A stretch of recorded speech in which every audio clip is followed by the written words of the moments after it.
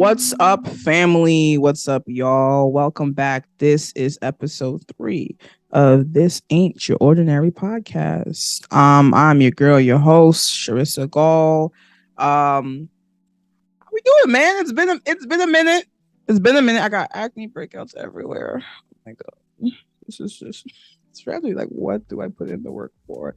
Anyway, how y'all doing? How y'all doing? I feel like I want to implement some check-ins, some minor check-ins, just to see how we're doing. Life is crazy, the world is crazy, things be happening. So, how y'all doing? Leave your comments below. Share as much as you want to share. Tell us something good that happened this week for you. Tell us how the journey been for people going back to school. Tell us how that's been. So on and so forth. Life be hard, man. Life be hard. It was hard getting back to this seat. Last time we were doing an episode, it was right before school started for me. Right before my internship started for me. So now doing this episode, I'm doing both an internship and school and work and just life. You know what I mean? So schedule is crazy, man. Finding time just for yourself, just to watch a little Netflix documentary, about serial killers, like just to find that time. I literally have to schedule everything in. It's been rough. It's been hard. I know I'm in like my all black. I love this. I know, creative living. If y'all want to know where I got this from, it's really nice. Let me know. I'll go through my email for y'all. But yeah, it's been hard getting back here. Schedule was hard. That's why I'm doing check-ins, man, because I feel like you guys need it, but also I need it. It's rough to get to fit everything in, but I'm dedicated to this pod, and it may not be the most conventional schedule, but I will get you guys episodes. So we made it. It's been rough. It's been stressful. I'm not gonna lie. It's just like a lot of time being used up. That's really all it is. Assignments aren't hard. Readings, well, I have an economics class, guys, and that reading. Some of those readings are interesting, but some of them are like, I rather be anywhere but here. But it's been an interesting journey here. I'm grateful for being in this position, and yeah, that's it for me, guys. Definitely leave how you guys are doing below in the comments. I want to hear from everybody. So anyway, on to our new segment. So in the spirit of talking about school and how it's been, I've realized more so now than probably ever, like my feeling of I'm not good enough to be here. And I don't really mess with terminologies too much because it's like some terminologies be too complex and the definition is just there's a lot. This is really bothering me. It's not as bad as it looks with the light, and this is bothering me too. Why is it by my mouth? And you have the whole face, bro, by my mouth. Like, and you got two. Like, this is irritating me. I work so hard. I drink so much water. And like this one I'm fine with, but these, why, man? And when I'm recording too, they were not here a couple of days ago. I promise you. Anyway, I'm sorry, guys, because it's been bothering me all day. I just hate when my acne breakouts happening around my mouth. It just irritates me. Anyway, yeah. So I struggle with feeling like I belong. Is that where I was? I don't know. Yeah, so I'm in school now in my grad program, and I'm definitely struggling. Like, I mean, am I good enough for this? The professors and the faculty are so reassuring. Like, you absolutely belong here. Like, we've seen your applications, we've seen your essays. Like, you are the best of the best. All this good stuff. And I'll be here like, I just I don't. Are you sure? Like, I promise you guys. Or I would be thinking like, damn, am I like the affirmative action? Like, did they need to hit a quota? And they were short on one black and one female, so they said, like, like let's get her in the door. I promise you guys, this is literally how my brain works, and like I genuinely be feeling these ways. And then you look it up like, oh, that's imposter syndrome. Like, I know we've all heard about that, like, you know, on social media and stuff. And I'm like, I never really click into it, and I don't use it in my conversation because, like I said, I don't like to use labels unless I fully understand what they mean. So I will give the definition of a term, but not the term, because I don't know. You know what I'm saying? And I don't like to. Because I ain't trying to sound smarter than I am, bro. I'm just trying to communicate how I'm feeling, man. I don't need the labels and stuff, but because now I do know that imposter syndrome is how I'm feeling, I will use that. But yeah, it'd be crazy, bro. Like I think where I struggle with understanding what was going on inside is like, damn, like I'm an insecure person. Like I'm like, damn, do I belong there? You know, like I'm not good enough. I'm sorry, I have notifications coming in through my phone. Like I'm not good enough. So on and so forth. And imposter syndrome feels like insecurities on steroids. It's like, it's not only that you're not good enough, but you don't belong in a space that specifically validates that you are good enough. Does that make sense? So like grad school is like, you know, I think most grad schools, I would say, like, you have to like hit a certain qualifier to get in. So you have to have some type of thing going for you. So for you to be in any grad program, you have to be some level of, like, you know. And so it's like your insecurities will say you're not good enough. I think imposter syndrome is like you're not good enough, and you, even though they're telling you you're good enough, you absolutely don't belong in this space. And like that's really what you feel, like a fraud. Like you feel like, dang, I got through the back door. And that's literally how I be feeling most of the time. Like I have to have conversations with myself in my head because the voices be so loud, and it really, the voices get its loudest when I'm getting validation from peers or from staff. Like I think that triggers me in some way. I don't know. I'm just telling y'all what I be going through. Like I feel like in them telling me I belong, that triggers that thing in my head where it's like, but you don't. And then it's like a war. Like, man, I'm not good enough. I don't know how I got in here. This is crazy. Let me go. They talk about my application. Let me go read back this. I promise you, I've done this. I've texted one of my friends, like, they said, like, you know, we had great essays. This was that great. I'm like, is that my insecurity talking? And she was like, yeah. I'm like, I don't know. I'm still gonna go look because I don't feel like it was that good. You know, I promise you, these are things that I go through, and man, it's been rough. Like it's because along with all the stress of just because I'm in an MSW program, Masters of Social Work program, and the challenge with this program is that you have to kind of give these classes 100%.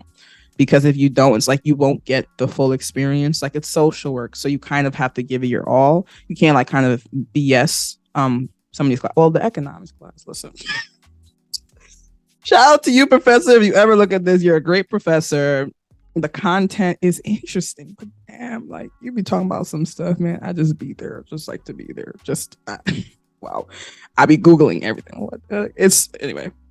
You know, most of these classes, you really do have to give it your all. So it's like, I don't have time to be like arguing with me. It's like literally self-sabotage. It's me versus me. Like I'm arguing with myself. Like, bro, you gotta chill, man. I gotta do this assignment. Like, or I gotta do this in-class activity. So it's been rough.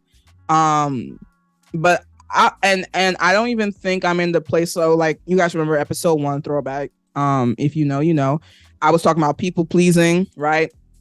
And I was kind of giving my process and how I've been combating it. When it comes to imposter syndrome, I think I'm in the place at the very beginning, where I'm like, oh, like this is something I do. Like I know I'm an insecure person. Like I've known that for a while.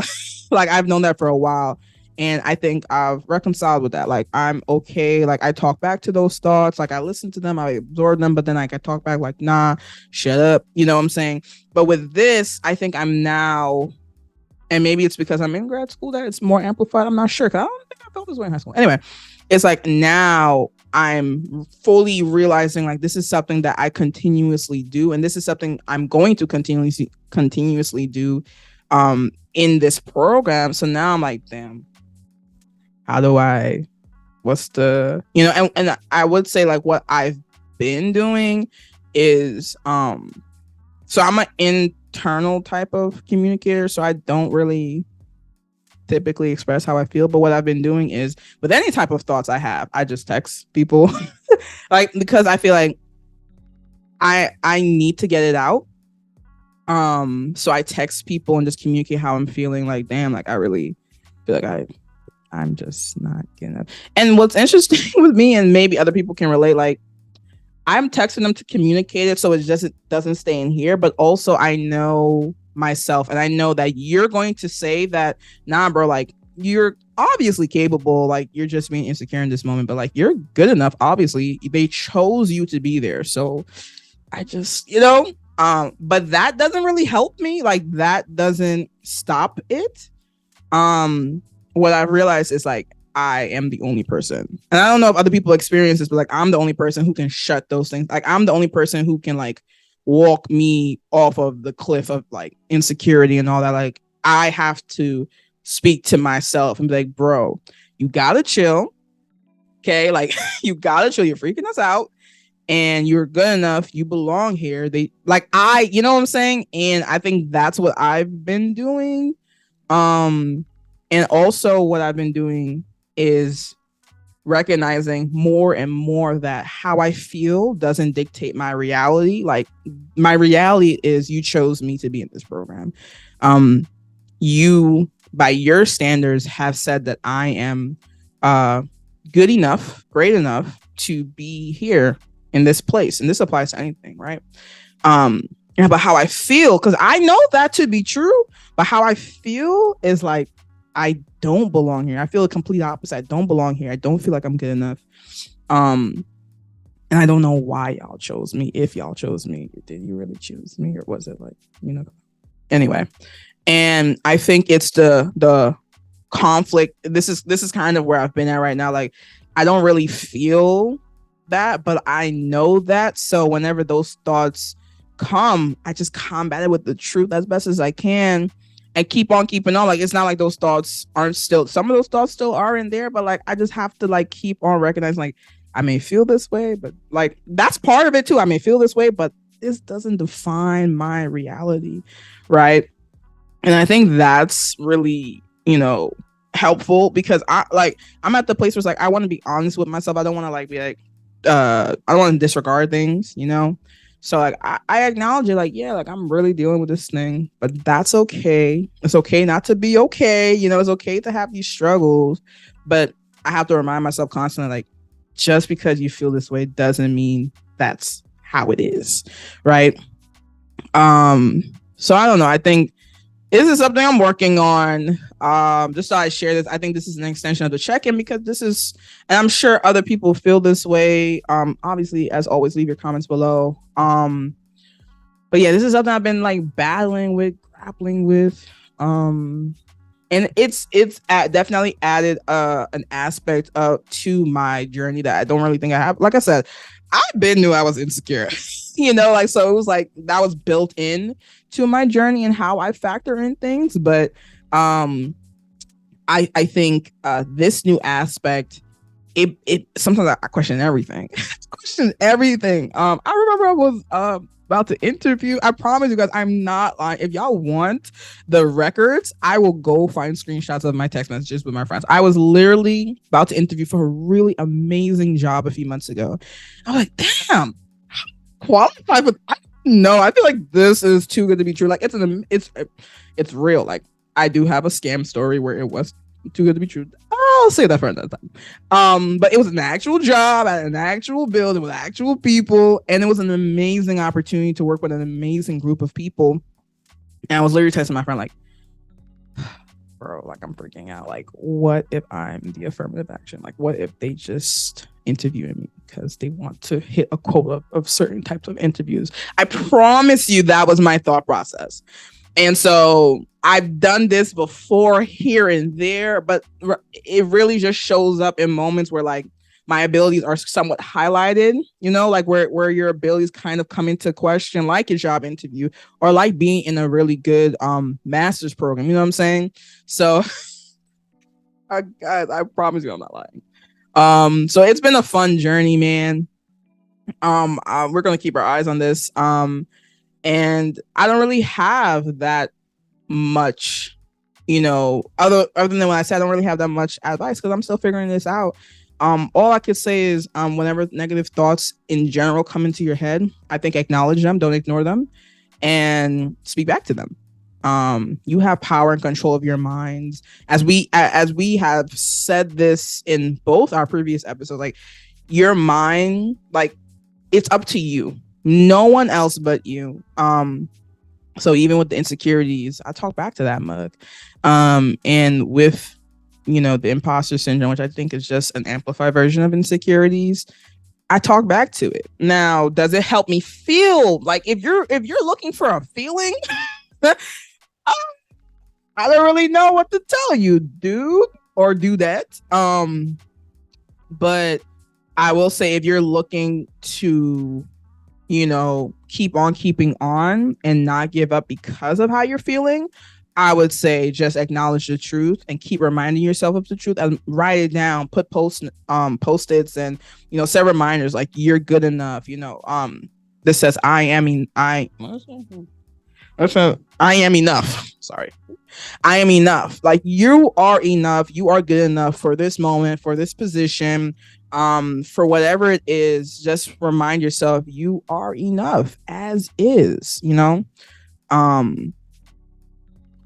I think that was a great cap. Anyway, all right. So my next topic is, so we haven't really done a lot of politics yet. I am a political person. I don't think I am, but I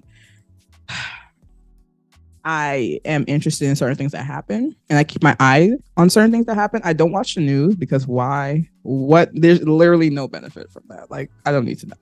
Everything major that goes on, you don't have to watch the news. I mean, most of us are on social media, so the war in Ukraine and all those things, like you hear about that on social media. And even that I try to stay away from because it's not serving me. Really, and the news be manipulated for whatever they want you to get. I'm just saying. So I don't know if I'm a political person, but there are things in terms of a lot of things in politics, if not everything, impacts us the people. So I definitely do think it's you should I guess read an article. I don't read articles either. I only did certain things for classes, but like we're here, and then certain things you hear because it's so crazy, but you hear them on certain platforms, not necessarily on the news, because again they feed you what they want to, and the other major stuff they don't. They dictate what's important and what's not. So anyway, all that to say, so we have a current event. We have two things going on. So the first thing is this governor of Florida trafficking asylum seekers to Martha's Vineyard. I want this to. I'm going to try my best to explain it. Just explain the situation as best as I can. So, I believe these are people who came from Venezuela, seeking asylum. That simple. They were in Texas. The governor of Florida. I want y'all to understand. The asylum seekers were in Texas. Okay. The current governor of Florida. I guess I'm just trying to figure out his thought process. Was like, nah, like, why y'all here? I don't know what he was thinking, but under false pretenses, he boarded using Florida tax money, boarded the asylum seekers onto a plane with the promise of something. I don't remember, but they false pretenses. They didn't really know where they were going. And I'm going to use the word dumped because that's how it went about. Like he dumped them in Martha's Vineyard.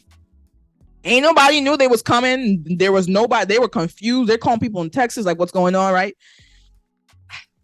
And I don't really know. I think I brought this up because, you know, we're having conversation, man. And I just think it's crazy. This is an active governor using state money. So, again, I'm not trying to drown you guys into too many details. Research it for yourself. But the money he used, I believe, is supposed to be for programs to help asylum seekers. So, or to help just immigrants, or just, it's supposed to be part of some program. Anyway, so now you're using funds. This sounds like fraud to me. You're using funds that are allocated for A, and you're using those funds for B. If that ain't fraud, I don't know what it is. So I don't know. This has been ongoing. I think they have so much going on there, and I just don't understand. For context, I'm child of immigrants. My family, most of my family are immigrants, are children of immigrants. Most of my friends are immigrants. So I guess I don't know if this skews me or gives me a certain type of perspective. Probably does, right? But I think on a human to human level, how do you treat people like that, man? Like, just on a human to human level, like, to me, this is also human trafficking. Like, that's what it seemed like to me.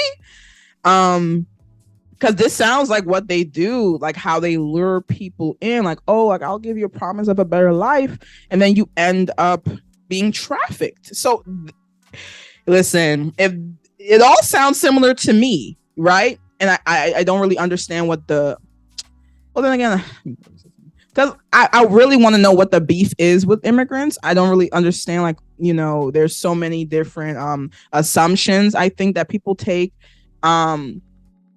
And, you know, the whole argument has been, you know, you're coming in illegally, right? Because there's a right way to enter into the country if you're not from here, right?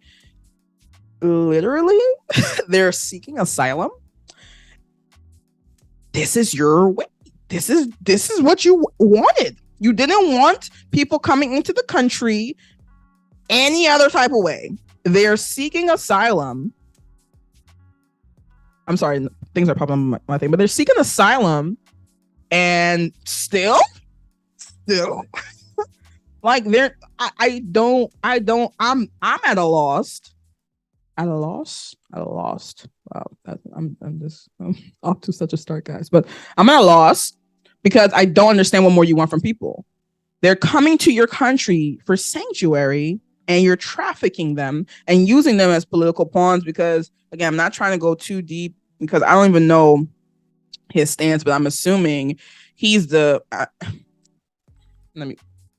I am not trying to say everybody in Florida is racist, but Florida is very interesting, as I think we all know. So a lot of things that be happening in Florida don't make sense sometimes. So as the governor of Florida, I'm just going to go out on a limb and say he don't want nobody else coming into his country. I'm going off on, I don't know I think he's a Republican. I'm sure he is. I don't know. Regardless of your party, again, how can you use people as a political pawn to make a point? What is the point even that you're trying to make? You know, you have funds allocated to help people. The whole system, the right way, is that if people are seeking asylum, you will be a sanctuary. And they weren't even in your state, my dude. My youth. Like, how does that work? How does that work? And I don't know. I thought that was crazy. Obviously, a lot of these politicians do not want outsiders in their country, right? Even though, can we talk about it? Like, we are all immigrants. Can I say that? They might take the video down because we're all immigrants. We're all of us, even people born here. We're all immigrants, bro. We're living on stolen land. So how do you, a fellow immigrant, dictate, you know, who and who can why are you playing gatekeeper for a state that's not even yours? I mean, like, I don't get it. But then again, I do, because this is a Caucasian man. I think that says all that needs to be said. A Caucasian man in power.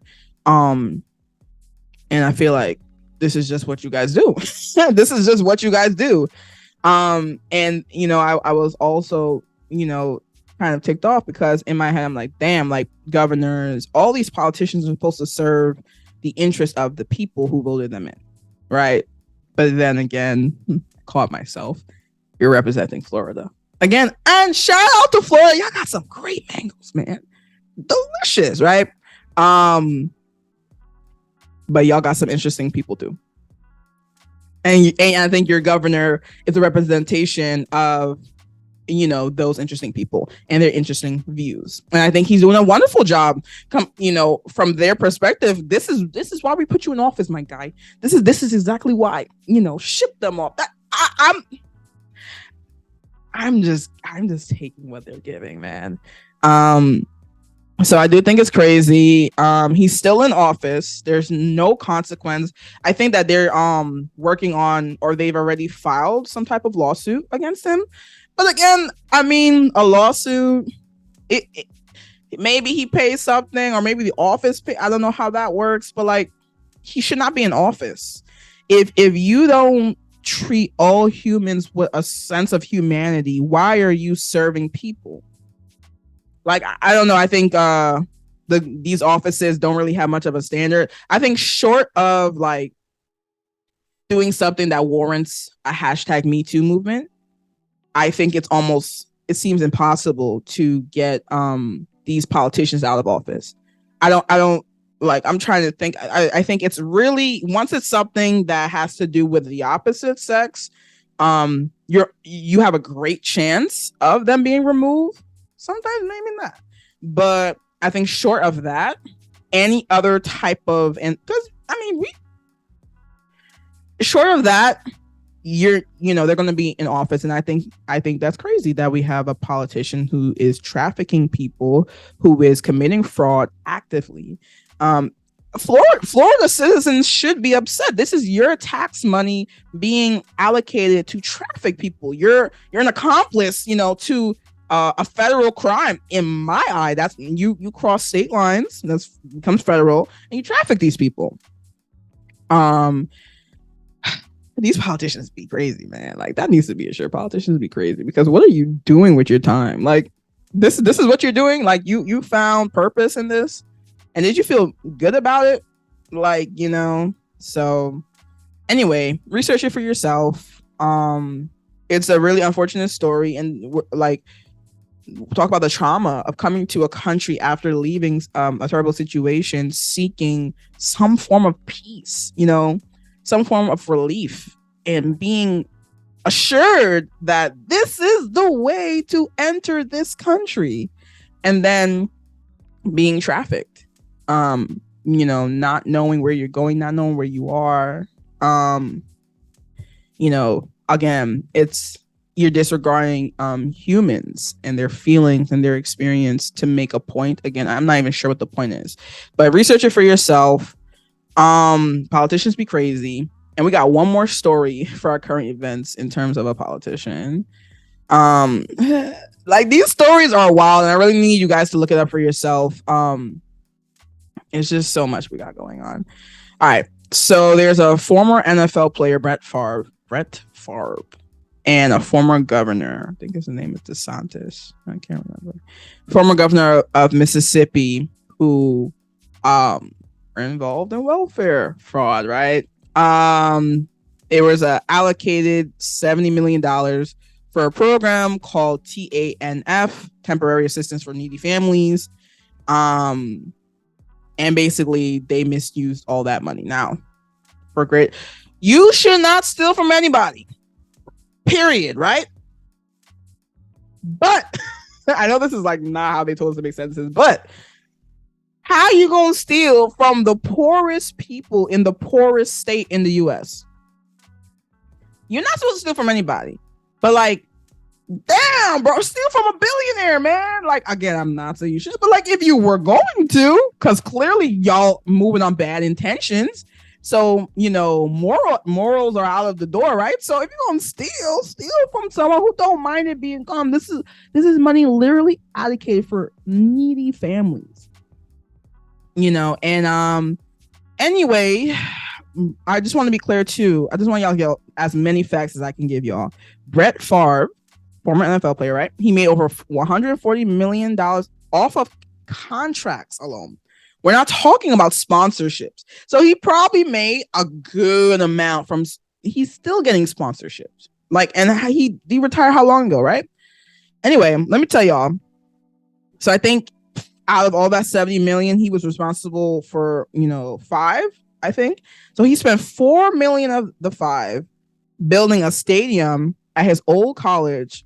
It's a volleyball stadium for his daughter, who's supposed to go there. I'm not even sure the daughter went there.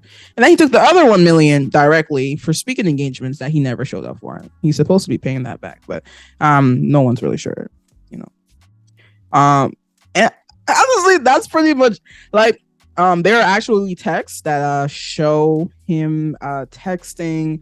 I think it was the governor I think at the time he was the governor. And just asking, like, is anyone going to find out? Like, will the media be able to know where I got the money from, et cetera, et cetera? And I don't know. Like, ow, Sway, you're rich. You could give the $5 million. Like, I don't get it. I don't understand, again, how they're going to get away with this. I think you're stealing from the poorest people in the poorest state. Brett Favre is from there, but then again, Mississippi got a lot going on. Mississippi, and like there are people literally who, like, I think in their capital in Jackson, they don't have clean water, bro. So y'all out here stealing money because they missed you $70 million. So y'all out here stealing money and putting it towards whatever y'all got going as rich people, right? Right? But people don't have clean water, bro. So I don't know. I'm sorry. It's crazy to me. It's unfair to me, as all these things are. Will they be any legal consequences? Probably not. I think they're in court for some of these things. Some people are in court for it. There might be a civil suit. I'm not sure how that. And I think they might be like a slap on the wrist, like, man, like give him 3 months. But I think for doing a certain level of fraud, like aren't there levels to this? Like I don't know. I feel like there should be some type of punishment where you feel it. You know what I'm saying? Like you feel, because I mean, you just have these wealthy white people doing what the hell they want to do. And I'm not trying to make it racial, but come on, man. This is working. It's crazy. And like I said, short of a Me Too movement, these people are not going to be canceled because they're not canceled. I heard Brett Favre got a lot of stuff going on. I don't know. I didn't really do research into his past. I'm just doing research into what you're doing now. From what you're doing now, Brett Favre is from Mississippi, bro. And he was from like the poor area. So it's like, for volleyball, shout out to volleyball. But really, like, it was crazy to me. I guess it wasn't shocking for some people. And I do think it's interesting.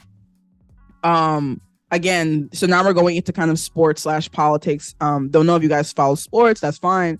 But you have other things going on in sports. You have, while Brett Favre is stealing from the poorest people in the poorest state in our country, the news is more focused on a coach who's, involved in some, at this point in time, some consensual affair he got going on. The news is more focused on that and the updates on that, because that's the information we have as of right now, that is a consensual affair, right?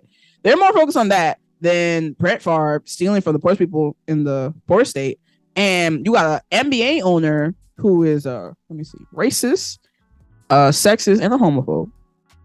You got that going on. I don't really know much details because they said, but let's focus on the code. Now you can figure out who is what race. I'm not making this racial. If you want to make this racial, that's on you, man. I'm just taking what they're giving me. I just know that one story has been on all since it came out, and other stories were talked about for like a day or two, and now they're like, that's enough. Like, that's it. And I think that's crazy. So anyway, let's not make this a racial thing. Everything doesn't have to be about race, guys. Like, Come on. I mean, seriously. I don't know what's wrong with you guys. Everything has to be approached. Yes. Anyway, that's all I have to say about that. I think that was 2 stories about 2 I mean, what are we? It's a blessing y'all even heard about this, because it's not even getting that much time, you know. And I think it's unfortunate. I think it's terrible stories. Once again, a certain group of people are getting mistreated, not really any consequences, but as Childish Gambino said, this is America. So anyway, on to the next segment. Hear me out. So this is it. We're wrapping up, folks. So the economy is crashing, guys. I know this is kind of a sharp left, but the economy is crashing. Can we talk about it? Wait, also let me say, this is not financial advice. This is not financial advice. This is not financial advice. Ooh, that sounds silky. Anyway, yeah, I had a pause there because people. Anyway, yeah, the economy is crashing. Again, this is not financial advice. I just want to be clear, right? But now's the time, bro. Look, I'm not too sharp when it comes to finances at all. I feel like we have been taught to save, but man, saving with a bank that has a high interest rate, I mean, you can do that and your money won't grow much at all. Or hear me out, save, sure, but also invest. Let me speak for myself. I just know that I don't really have that much in savings, because I don't know. I like principles that make sense. So you're saying if I save $10 in 5 years, it might be $12, maybe, right? Or I can invest $10 and in 5 years, or how many every years I had said at first, it'll be $100 or $200. And it's not like gambling where it's like it's a game of chance kind of, or you're relying on, different external. No, like once the economy dips, from what I understand, once it dips, it always goes up. It's been going up. So your money will increase. Now there's going to be times, like I'll be trying to tell people, like there's going to be times where like if you invest $10, it goes down to $5 because, the price of the stock dropped. You only lose money if you sell at $5, but you don't. You're doing the same thing you would have done if your money was in your savings account, right? Right? Like, so you're leaving it there. You're leaving there, and there are specific types of accounts you could put money in, all that stuff, where you just leave it there the same way you would have left your money in your savings account, right? And it grows. I know this kind of sounds boring, but like, listen. I don't know if y'all follow stocks. Robinhood isn't really it, but again, this is not financial advice. Y'all gotta do your own research. But if you're looking at the stock prices, they're dropping like crazy. This is the time to invest even $100 into something, because the economy is going to go up again. Those prices are going to go up, and if you buy something now for $20 and it goes up and it hits $100, you've made $80. You know what I'm saying? That's whatever you do right now is going to be significantly more than had you left your money in a savings account. And I'm just saying, like, I had to kind of grow out of that, because so long you're like, save. But like, no, it should be invest. Save if you want to. Especially for people who are like, you don't really need that. Like, I definitely, like, you obviously do for you. Like, you should have an emergency account, this, that, sure. But like, for the majority of your savings money, if you're not like planning on using that in like the next year or two, like if you're saving for a house you want to move into and like your timeline is 5 years, well, okay, like the money isn't going to grow in your savings account in the 5 years, but it will grow if you invest it. You know what I'm saying? I don't know. Principles make sense to me. If I invest this thing, it will grow. If I hold on to this thing, it won't really grow at all. It'll just be the same. And some people are content with that, and that's your choice. I'm just saying, like, we're having a conversation, man. I'm just saying, invest that makes sense. But again, you have to do what's best for you. Yeah, and I also do think though, and I'm sure the financial economic people could back this up. I don't, but your wealth can't just grow on your income. So I guess that kind of does go back to like save if you want, because let's say you're a single person and you want to hit a certain what's the word, net worth, right? Net worth in a certain time frame. You're going, if you don't invest in any way and you just save and spend, it's going to take you a long time to hit that goal. You know, I don't know. And I do think you kind of settle. You kind of settle because maybe you do hit that goal, but you could have gotten more. But like, again, if you're content with that, that's fine. I'm really, and I want to be clear. And for those who know me, you know me. But for those who don't, I just want to be clear in my intentions here. I'm not trying to shame you or guilt you. Really, I'm just enlightening if you don't really know, because some people just don't follow stocks or just are scared of investing. So again, I'm not trying to shame you. I genuinely mean do what's best for you. It's not my money. It's not going to impact me. And what I do with my money is not going to impact you. So don't feel we're just talking about investing versus saving. Really, that's what the conversation comes down to. And do your research. Listen, every person I talk to about stocks, like I'm like, bro, don't listen to me. I am not that well versed. I don't have any degrees in anything that has to do with anything, right? Like economics is not my field. I think I said this earlier, but I just know that with the simple things in terms of like investing and saving, I kind of have that down a bit. And it makes, like I said, I'm a principled person. So it makes sense. Like if I do this, eventually over time, I will get this, as opposed to holding on. You know what I'm saying? And I want to see my money grow. And it's not going to grow in my savings account. And also, back to the top of this, the economy is crashing and crumbling right now. This is the time to become a millionaire. Now, again, do your own research. See when certain types of millionaires become millionaires. A lot of that happens when the economy is down because, again, no pressure, but you invest when it's at its lowest, it's going to bounce back. It's just a matter of time.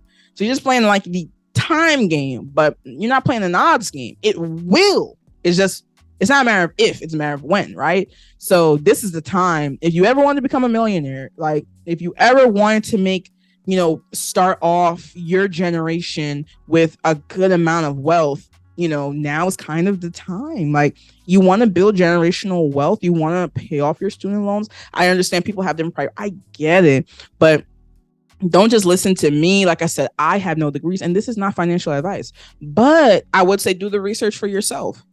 Do the research. See, look at the stocks, bro. I'm not lying. Look into it for yourself and see that everything is down right now. And if you were to, the principle is there. If you were to invest in this while it's this low, over time, it will bounce back and increase and go beyond most likely what it was even before. And you will make money.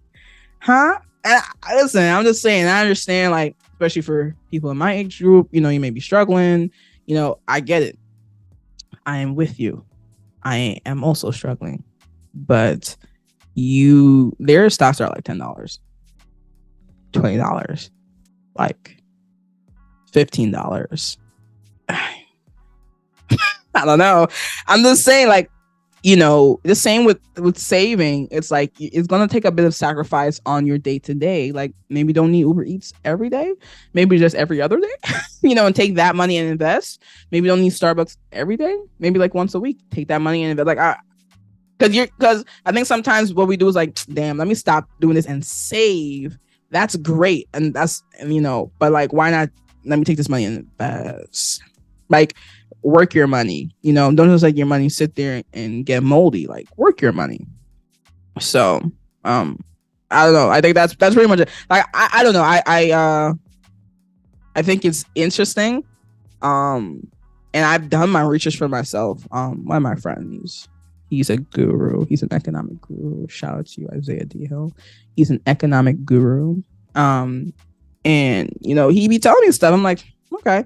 Um, and I listen to him, and some of the stuff I do, but like I also, while he's saying, like, I try to look it up for myself. Like, yeah, I trust him, and I trust what he's saying is true, and it actually is all true. But I also go and I research for myself. Like, man, let me see this dude lying. He likes to talk. He likes to talk. Like, let me go see. And yeah, and you know, I get information for myself, and I learn more for myself, and I don't know. That's all I have to say, really. I definitely think in terms of investing, don't be afraid. Like that's how you have these millionaires, you know, building their wealth.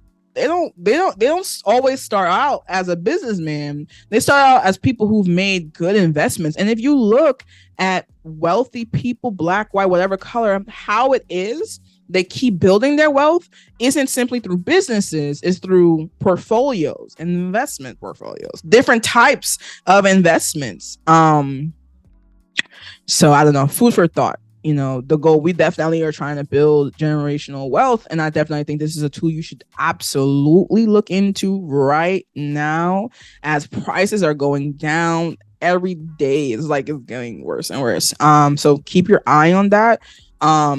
You know, again, this is not financial advice. This is the techniques that I've used, and I've definitely seen highs, I've seen lows. But yeah, so that's that. Wish you the best. Anyway, so thank you guys so much. This has been episode 3. This was a fun one, right? Maybe not. I don't know. I like my outfit though. Can we talk about it? We talked about it already, but can we talk about it again? Look at that. But thank y'all so much for joining me once again. I hope you guys enjoyed the episode. Hope you guys had fun. Hope you guys take something away. As always, make sure you like, comment, and subscribe, and share with a friend if you actually enjoy it. Share with strangers. Why does it have to be friends alone? Share it like with anybody. Like, you know. Make sure you leave comments. I said that already. And that's it. All right, y'all. Peace out.